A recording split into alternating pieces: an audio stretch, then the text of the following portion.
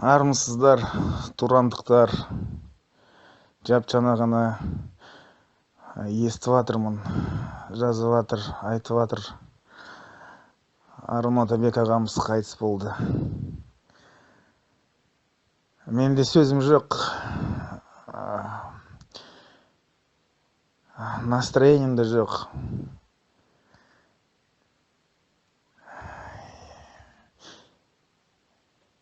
Я надеялся, я верил, что он выздоровеет. Он 15,5 лет в Назарбаевской вот этой тюрьме выжил. Я думал, что он на воле выживет.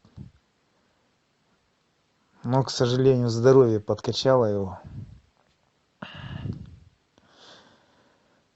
Вот, читая книгу Арона Атабека «Сердце Евразии» или «Арийский Каганат Алтын-Орда», это фундаментальная книга. Я советую каждому из вас прочитать, она есть в Гугле. И понять его просто, кто он был для казахской нации. В истории казахской нации таких людей бывает очень и очень мало. В 20 веке это был Алихан Бөкейханов, это был Жумабек Ташенев.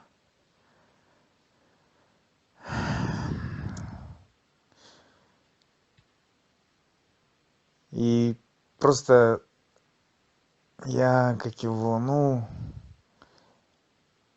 верил, что он выживет, понимаете? Я верил, я думал, я надеялся, я хотел этого, я душой хотел этого. Мысли говорили об одном, но я душой хотел, чтобы он выжил.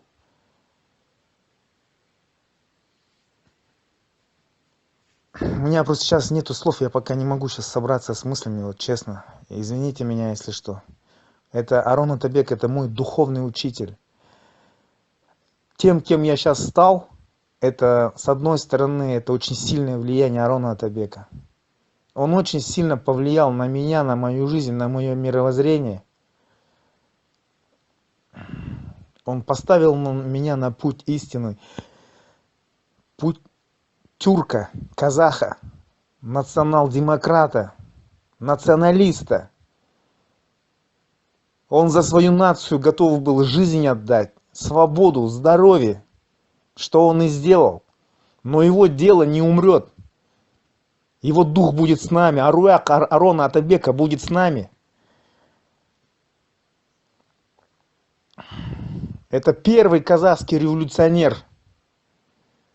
Это настоящий революционер. Первый казахский революционер Арон Атабек. Я уважаю его, глубоко уважаю его. Реальная, настоящая оппозиция против Назарбаева сейчас потеряла своего, я считаю, патриарха, духовного отца казахской нации.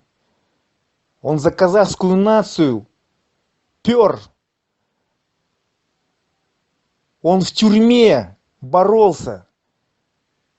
Он в тюрьме призывал к борьбе. Боролся за нацию, верил в нас, в казахский народ. К сожалению, мы сейчас подводим его.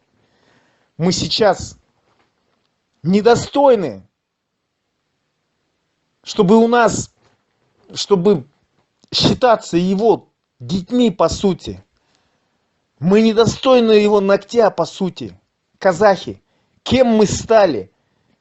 Трусливыми рабами этого Жонгара Назарбаева, который продает страну, уничтожает, по сути, нацию, геноцид, тихий геноцид устраивает над казахами.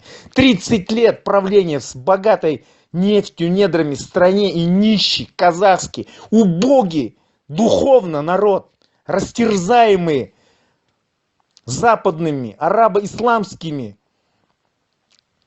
и другими ценностями материального мира, когда людям сейчас только нужны деньги, власть, материальные богатства, готовы родную мать продать за деньги. И это мы, казахи, нынешние казахи. Позавчера с 9-го этажа умерла, сбросилась с 3 детьми, малолетними детьми наша казашка, дочь казахского народа. От безысходности, от трудности, от невозможности жить в этой стране, в стране, на земле казахского народа. Святая земля, которая была оставлена нам такими же великими отцами нации. Кенесары, Аблай хан, Абулхаир хан, Жауши хан, Баты хан, Шингис хан. Кенесары воевал. Алихан Букиханов, Жумабек Ташенев, Еркын Аульбеков, Каришал Асанов и вот Арон Атабек. Достойны ли мы ногтя Арона Атабека? Достойны ли мы волоса такого человека? Он 15,5 лет испытывал пытки, моральное давление. Полицейские издевались над ним по приказу властей Назарбаева. Они хотели сломить его духовно.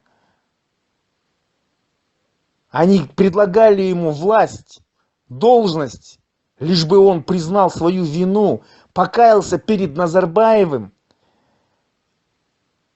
и прекратил свою оппозиционную, независимую борьбу за интересы казахской нации, за наши с вами интересы, за интересы земли, нашей страны, государственности, независимости, за наше будущее, будущее ваших детей, наших детей, внуков, за казахов, за казахскую нацию.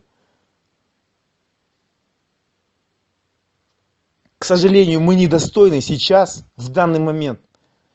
Мы недостойны называться казахами по сути. Казахов сейчас нету. Тех великих казахов, которые творили историю, которые могли завоевать другие государства, народы, строить мир, добро.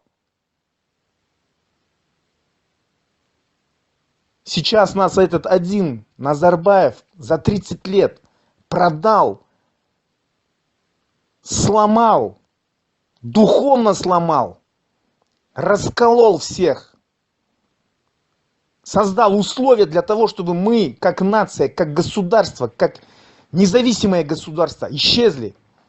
К сожалению, это вот пришло это время.